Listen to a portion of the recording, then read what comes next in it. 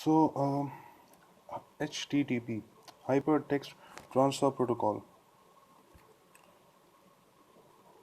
So, HTTP is the standard way of communicating, standard way of communication between the browsers and the web servers. So, HTTP consists of two phases: request phase and response phase. Each HTTP communication, either request phase or response phase, between a browser and a web server consists of two parts: a header and a body. So let's come to the request phase. Request phase has request phase. The general form of the HTTP request is as follows. It contains four. The first is HTTP method, domain part of the URL, HTTP version. So here is the example of it. This is get, the HTTP method, storefront of .html. This is the domain part of the URL. HTTP version is 1.1. So this is the HTTP version. So this is the example. So HTTP methods, there are 5 methods given here: get, head, post, put, delete. Okay, and here is the description and that you can read, and this is very understandable. So let's go to the next page. So another method given. Okay, so the next thing that we come upon to, there is a second thing, that is the header field. So the header field, so in that header field,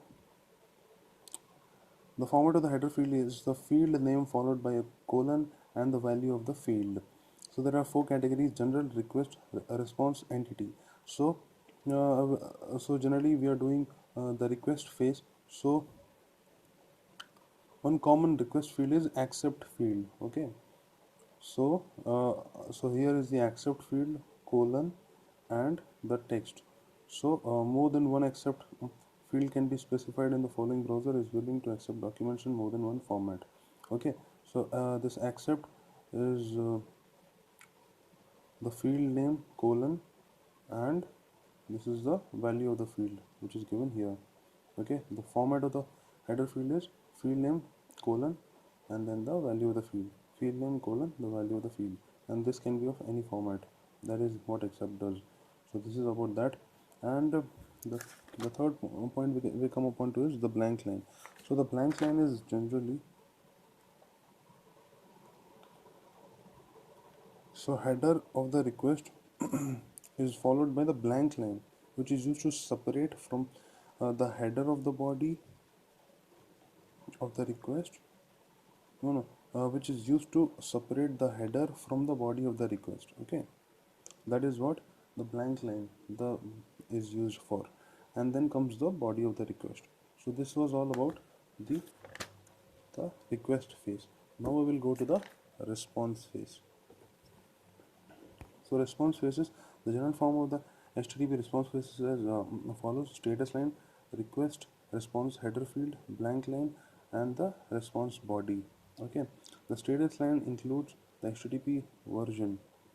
So the status line, so this status line contains the HTTP version used, a 3-digit status code, and a short textual explanation of the status code. For example, this is HTTP version. Okay, then a 3-digit status code is this 200 for a response, and a short textual explanation of the status code is OK. Okay, the status code begins with 1, 2, 3 or 5, and here is the explanation of it. 1, 2, 3, 4, 5. 1 is for informational, then success. 3 is for redirection, client error, server error, like that. So when you use internet, you might have come across many kinds of codes, like 404 error not found, which means the requested file could not be found. Of course, 200 OK is what we want to see. 500 code means the server has encountered a problem and was not able to fulfill the request. Okay, so we are done with the status line. Now we'll go to the response header. So the response header is what we come to see like this. This is the status line. After that is the response header. So this is the response header: the date, server, last modified, tag, accept, range, content length, connection. So this is the response header. Okay, Then comes the blank line. So again here also blank line is used to separate the response header with the response body. So body so the body will be of the type respond.html. This will be the body response body will be of the type. So this was all about the http, the hypertext transfer protocol. We'll go to the next question. I'll go to the next question, the second question.